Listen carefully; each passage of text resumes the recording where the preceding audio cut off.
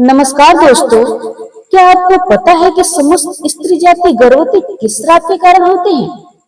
अगर नहीं, तो हम आपको बताते हैं कि वह कौन से ऋषि मुनि थे जो समस्त स्त्री जाति को श्राप दिया था कि वो आज के ही दिन से सभी स्त्रियां गर्भवती हो जाएंगी।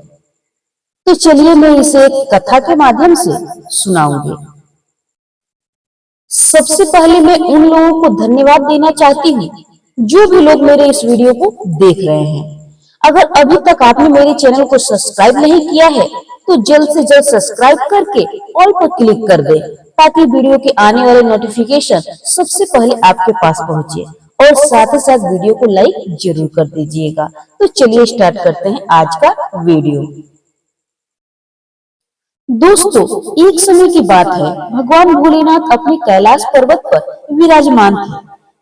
तब उनके पास माता पार्वती आती हैं और कहती हैं, हे प्राणनाथ, आज मैं आपके पास एक प्रश्न के उद्देश्य से आई हूँ।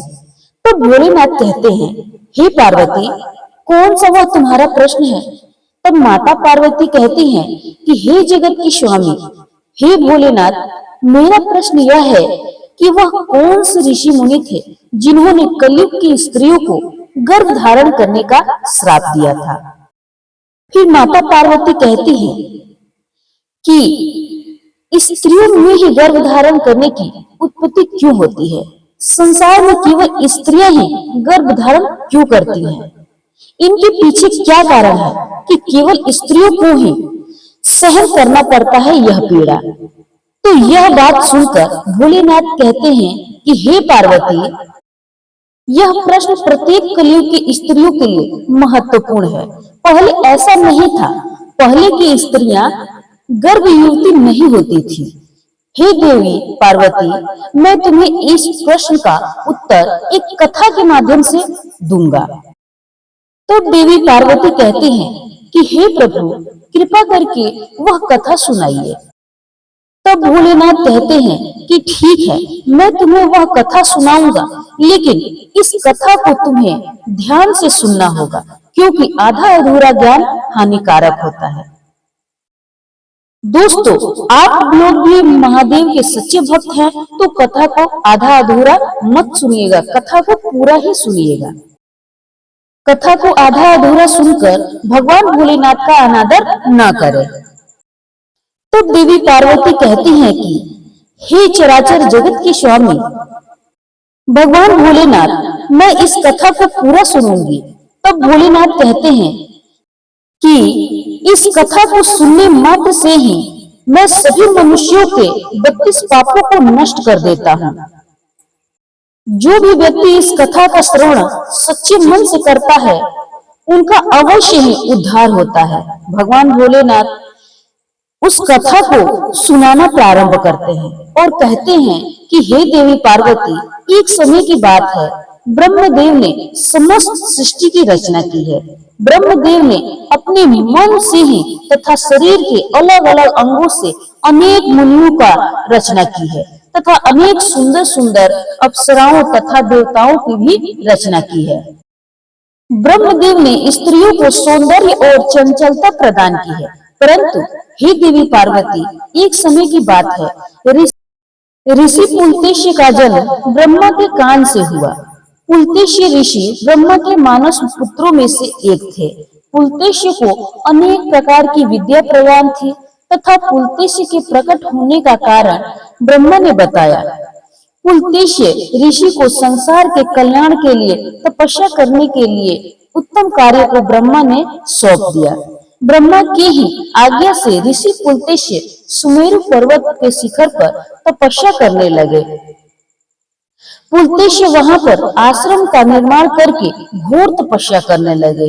भगवान भोलेनाथ आगे कहते हैं कि हे देवी पार्वती, उसी समय अनेक गंधर्व देवता, दानव तथा अप्सराएं उस स्थान पर विचरण करने के लिए आया करते थे। उन सभी की दृष्टि एक दिन पुलत्य ऋषि पर पड़ी। सभी उनकी तपस्या को भंग करने की सोचने लगे। पुलत्य ऋषि की तपस्या को भंग करने की चेष्टा भी करने लगे। खेल खेल में ही सभी अप्सराएं पुलत्य ऋषि को तपस्या को भंग करने लगे। तभी पुलत्य ऋषि क्रोध में आकर वहां पर उपस्थित सभी को कहा कि आज के बाद से जो भी प्राणी मेरे सामने आएगा वह मेरी तपस्या व या मेरी तपस्या में विघ्न डालेगा वह गर्भ धारण करेगा। पुलत्य की ऐसी कठोर वाणी को सुनकर अप्सराएं तथा गंधर्व आदि वहां से भाग गए। भगवान भोलेनाथ कहते हैं कि हे देवी पार्वती, उसी समय पर्वत पर कर्णधार राशि वितरण की कन्या हावी हुई। वह अपने माता पिता के साथ निवास करती थी। वह महर्षि पुलत्य के कहे गए वचनों से अनजान थी। एक दिन वह अपनी सहेलियों को खोजते हुए सुमेरु पर्वत के उस स्थान पर चली गई जहाँ ऋषि पुलत्य तपस्या कर रहे होते हैं। भगवान भोलेनाथ कहते हैं कि हे देवी पार्वती, रेन बिंदु की कन्या अपनी सहेलियों को पुकारते हुए ऋषि पुलत्य के आश्रम में पहुंच गई और महर्षि पुलत्य के सामने आकर खड़ी हो गई तो उनकी दृष्टि कन्या पर पड़ी। महर्षि पुलत्य की दृष्टि पड़ते ही पुलत्य के श्राप का प्रभाव हावी हुआ और श्राप का प्रभाव पड़ने लगा। तत्काल ही उसका शरीर पीला पड़ने लगा और वह गर्भवती हो गई। अचानक स्वयं के शरीर में इस प्रकार का बदलाव देखकर कन्या अत्यंत घबरा गई। उतने में ही उसकी सखियां उस स्थान पर पहुंच गई तो कन्या ने उस घटना के बारे में बता दिया। कन्या की सारी सहेलियां उसके पिता के पास लेकर आई। कन्या ने अपने पिता से सारी बात बताई। पिता सारी बात सुनकर दुखी हुए।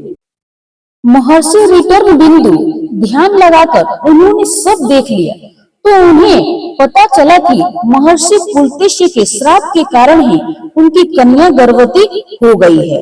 अपनी पुत्री को लेकर वह सुमेरु पर्वत के ऊपर चले गए और वहां पर जाकर उन्होंने महर्षि पुलत्य को नमस्कार किया और क्षमा याचना की। हे महर्षि, आप तो ब्रह्मा जी के मानस पुत्र हैं। आप परम दयालु और मेरी पुत्री से अपराध हुआ है, आप उसे क्षमा कर दीजिए। मेरी पुत्री आपके द्वारा कहे गए कथन से अनजान थी।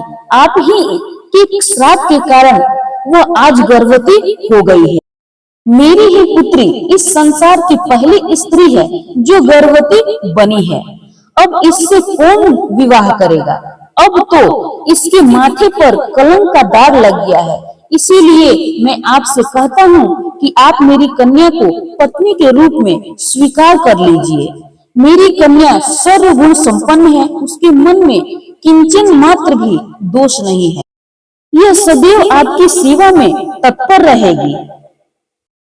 भगवान भोलेनाथ कहते हैं कि हे देवी पार्वती, इस प्रकार से ऋषि कर्णबिंदु ने नम्रता पूर्वक महर्षि पुलत्य से विनती की। महर्षि पुलत्य उनकी विनती से प्रसन्न हुए और हावी वंश को दिए गए श्राप के कारण बहुत ही दुखी हुए और बोले कि ठीक है, मैं तुम्हारी पुत्री को अपनी पत्नी के रूप में स्वीकार करता हूँ। आप अपनी पुत्री की चिंता ना करें। फिर भगवान शंकर माता पार्वती से कहते हैं कि हे देवी पार्वती, इस तरह से महर्षि कर्णबिंदु ने हावी बुआ को अपनी पत्नी के रूप में स्वीकार किया और तभी से महर्षि कर्णबिंदु की पुत्री हावी बुआ ने आश्रम में ही रहने लगी और दिन रात सच्चे हृदय से उनकी सेवा करने लगी। महर्षि पुलत्य ने भी हावी बुआ की पति सेवा से बहुत ही प्रसन्न हुए। फिर भगवान शंकर माता पार्वती से कहते हैं कि आप अपनी पुत्री की चिंता ना करें। फिर भगवान शंकर माता पार्वती से कहते हैं कि हे देवी पार्वती, इस तरह से महर्षि कर्णबिंदु ने हावी बुआ को अपनी पत्नी के रूप में स्वीकार किया और तभी से महर्षि कर्णबिंदु की पुत्री हावी बुआ ने आश्रम में ही रहने लगी और दिन बोले, तुम्हारा यह पुत्र अत्यंत गुणवान होगा और यह ऋषि विश्वेश्वरवा के नाम से प्रसिद्ध होगा। फिर भगवान भोलेनाथ माता पार्वती से कहते हैं कि हे देवी पार्वती, कुछ समय बाद हावी बुआ ने एक गुणवान पुत्र को जन्म दिया। महर्षि पुलत्स्य के कथनानुसार उस पुत्र का नाम विश्रवा रखा गया। विश्रवा ने अपने पिता के समान ही गुणवान एवं आज्ञा का पालन करने वाला था। विश्रवा की ख्याति संपूर्ण विश्व में हुई। उनकी महानता को देखते हुए महर्षि भारद्वाज ने अपनी पुत्री के साथ उनका विवाह कर दिया। फिर मोरनी विश्रवा की पत्नी के गर्भ से एक पुत्र का जन्म हुआ, जिसका नाम था श्रवण।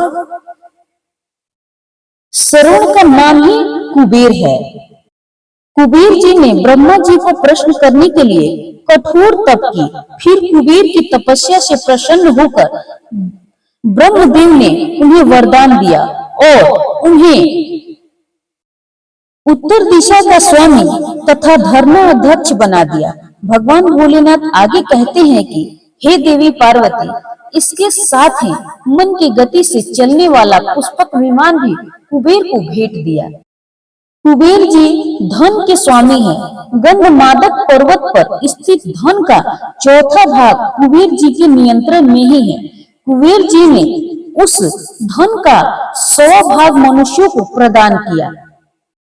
महर्षि विश्रवा की दूसरी पत्नी का नाम केकसी था। भगवान शंकर कहते हैं कि हे देवी पार्वती, मैंने ही एक तुम्हारे लिए महल बनवाया था, जिसे लंका नाम दिया गया था। उस लंका नाम के महल में गृह प्रवेश के समय ऋषि विश्रवा को भी निमंत्रण दिया गया था। ऋषि विश्रवा अपनी दूसरी पत्नी को महल में लेकर आए। जब मैंने ऋषि विश्रवा को दान मांगने के लिए कहा, तब विश्रवा की दूसरी पत्नी बहुत ही दुष्ट थी। उसने छल से विश्रवा को लंका मांगने के लिए विवश कर दिया और मैंने वह लंका उन्हें दान में दे दिया। तब माता पार्वती कहती हैं कि हे प्रभु, मुझे याद है। तब भोलेनाथ कहते हैं कि हे माता पार्वती, यह भी याद है कि तुमने क्रोध में आकर कैकसी को श्राप दिया था कि जिस सोने की लंका को तुमने मेरे पति से मांगा है, वही सोने की लंका को एक दिन मेरे पति जलाकर भस्म कर देंगे। तब देवी पार्वती कहती हैं कि मुझे सब कुछ याद है। भगवान भोलेनाथ आगे कहते हैं कि इसके बाद ऋषि विश्रवा को जो मैंने लंका प्रदान की थी, वो लंका उन्होंने अपने पुत्र कुबेर जी को प्रदान कर दी थी। ऋषि विश्रवा की दूसरी पत्नी ने उन्हें बेचैन करके अपने पुत्र रावण को प्रदान करवा दी थी। लेकिन त्रेता युग में मेरे ही अंश हनुमान जी ने सोने की लंका को जलाकर भस्म कर डाला था। भगवान भोलेनाथ आगे कहते हैं कि हे देवी पार्वती, इस प्रकार से महर्षि के श्राप के कारण सभी स्त्री गर्भवती होती हैं। भगवान ब्रह्मा ने संसार की समस्त स्त्रियों को पुरुषों से अधिक सहनशील बनाया है और उनमें हर दुख को सहन करने की पुरुषों से अधिक क्षमता दी है। इसीलिए स्त्री की रचना करने में ब्रह्मा को सबसे अधिक समय लगा। गर्भ धारण करना यह स्त्रियों के लिए श्राप रूपी वरदान ही है। ब्रह्मा ने समस्त स्त्रियों के अंदर ममता व प्रेम का भाव डाल दिया कि समस्त स्त्रियां अपने बालक का लालन पालन कर सके। इस संसार में स्त्रियों की तुलना किसी से नहीं की जा सकती। स्त्रियां ही इस संसार का उद्धारक हैं। इसीलिए इस संसार की सर्वश्रेष्ठ रचना स्त्री को ही कहा गया है। भगवान भोलेनाथ कहते हैं कि हे देवी पार्वती, अब तो तुम्हें पता ही चल गया होगा कि आखिर यह कौन से ऋषि थे जिन्होंने स्त्री जाति को गर्भवती होने का श्राप दिया था। तब देवी पार्वती कहती हैं कि हे प्राणनाथ, मुझे सब कुछ अब ज्ञात हो गया। हे प्रभु, आपका इस प्रश्न का उत्तर श्रवण कराने के लिए मैं सदैव आपका आभारी रहूंगी। दोस्तों, इस प्रकार से महर्षि पुलत्स्य के श्राप के कारण संसार की सारी स्त्रियां गर्भवती होती हैं। आप सभी को कथा कैसी लगी हमें कमेंट बॉक्स में लिखकर जरूर बताइएगा और इस वीडियो को ज्यादा से ज्यादा अपने दोस्तों में शेयर कीजिएगा। ताकि उन लोगों को भी इस बात का ज्ञात हो जाए कि किस श्राद्ध के कारण स्त्रियां गर्भवती होती हैं। अगर आप सभी लोगों ने वीडियो को अंत तक देखा है तो मैं आप सभी का तहे दिल से धन्यवाद करती हूँ।